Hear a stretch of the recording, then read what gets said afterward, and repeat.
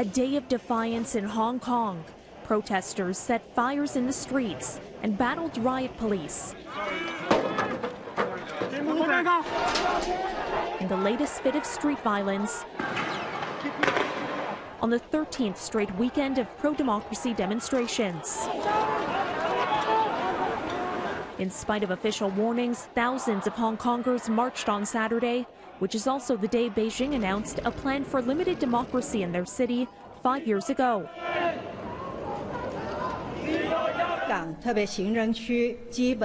China's decision against fully democratic elections in the former British colony drew battle lines with democracy advocates that summer. It gave Beijing final say on who becomes the city's leader, setting off months of sit-in street protests in 2014, known as the Umbrella Movement. On this, the 5th anniversary of that August 31st decision, many in Hong Kong are still demanding more political freedoms.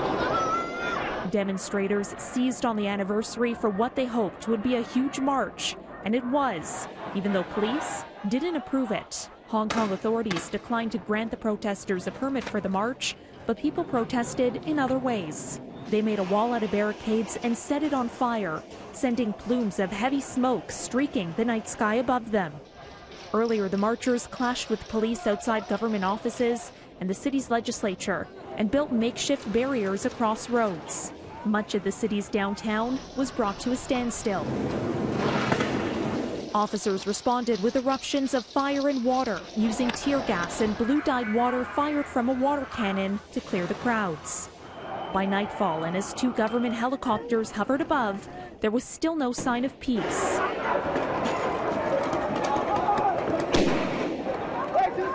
The protests were set off in early June over a bill that would have allowed extraditions to mainland China. The bill has been shelved but not thrown out like advocates want, because they fear Beijing will use it to silence political dissidents, putting the future of Hong Kong's autonomy at risk. Since then, the demands of protesters have evolved to include concessions that are not so different from their demands 5 years ago. At the heart of the movement is still a push for greater democracy. Chinese officials and the Hong Kong officials that answer to them have ruled out making concessions to the demonstrators and instead have stepped up arrests. On Friday, some of the most prominent pro-democracy lawmakers and activists in the city were arrested in a warning that no more defiance will be tolerated.